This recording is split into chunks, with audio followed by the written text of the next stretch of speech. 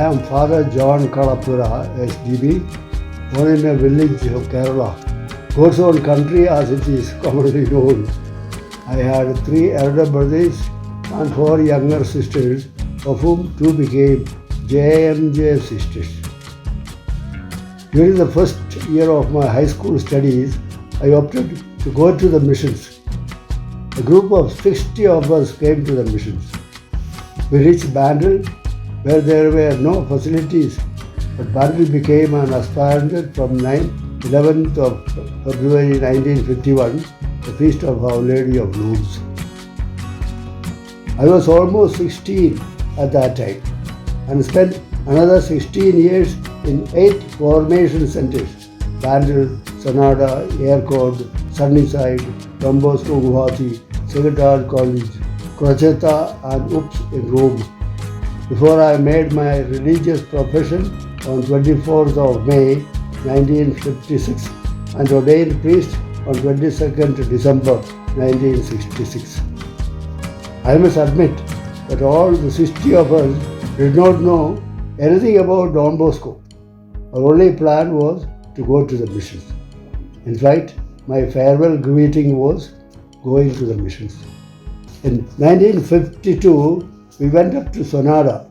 There were fathers, brothers who were doing philosophy and a few aspirants.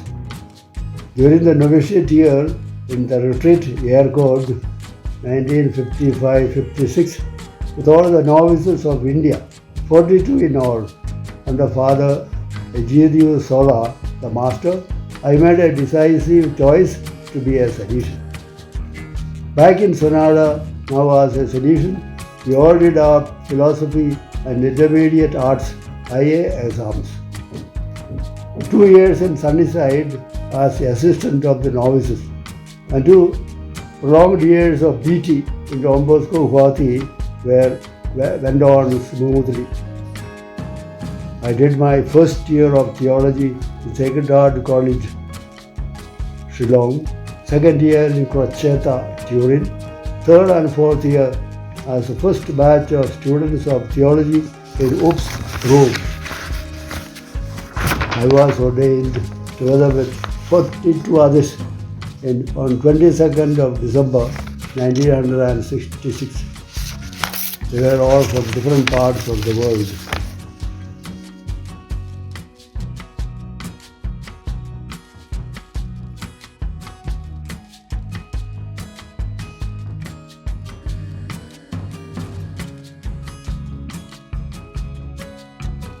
It's a difficult question to answer, but I have put down a number of points. First, Don Bosco worked with little but achieved much. He worked with the street urchins and gave them self-confidence. He loved boys. Remember his words, "It is enough for me to know that you are young, for me to love you. I am ready even to die for you." He taught them a useful trade, and in this way they could earn their living and live as good Christians and honest citizens. He believed in group activity. The Sorority of St. Aloysius in 1847, the Immaculate in 56, the Blessed Sacrament in 57, and St. Joseph in 59 helped the boys to work with others and for others. Love of Jesus in the Blessed Sacrament, Mary Immaculate, and the Pope, called the white loves of Don Bosco, is a special characteristic of Don Bosco. Every Salesian house is a church, a place of prayer, a school of learning, a playground where they enjoy themselves, and a home loved where each one is loved by all. Don Bosco became a great saint and a saint maker too. Tommy Savio, Mary Masterillo, Blessed Rua, Blessed Rinaldi are examples. He was a dreamer and a visionary, but practical to the core in helping the young to save their souls. His inspiring motto was a motivating force. Dami animas cetera tulle. Give me souls, take away the rest. The family spirit and the preventive system of education made him the loving father of the boys of the oratory, and all wanted to be with him. Monk or no monk, I will stay with Don Bosco. Great personages of his time and others spoke about him in these and similar words. A saint of joy, apostle of the young, a saint of the playground, founder of religious congregations. A journalist called him Savior of the world.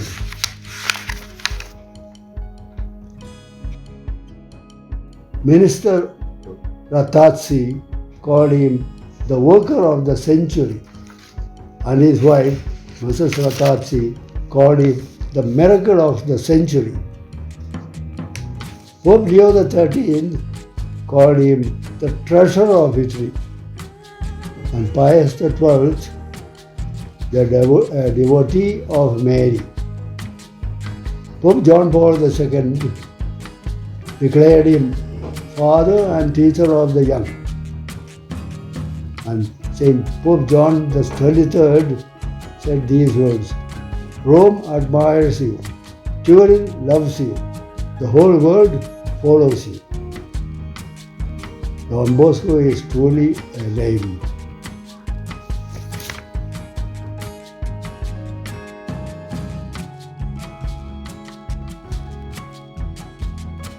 Message for the young people and aspirants. Here I have enumerated a number of them. Let me read them out one by one. Learn to do little but well, and no mediocrity. Acquire a good reading habit. Learn everywhere and from everywhere and from everyone. Learn to make your choice after knowing well all the pros and cons and after consulting your guides. Be ready to do sacrifice, remembering the adage, no pain, no gain, no cross, no crown. The thought that God loves us, our parents love us, others love us will keep you going. Be united among yourselves. Union is strength. Look at the future with enthusiasm.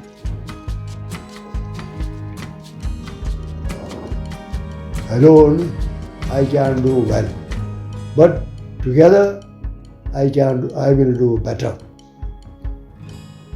And with the Lord, we shall do bravely, as the psalmist says. Let these simple words become your lifelong conviction, and you will make the world a better place to live in. And vocation is a special gift of God.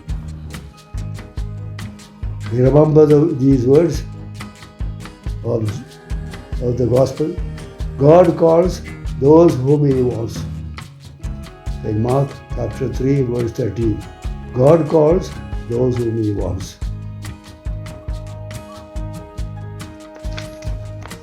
I could conclude like this. Salesian missionaries celebrated the silver jubilee of their arrival in 1947, the golden jubilee in 1972, and now the centenary year. We pray for the success of the celebration and the mission work may carry on.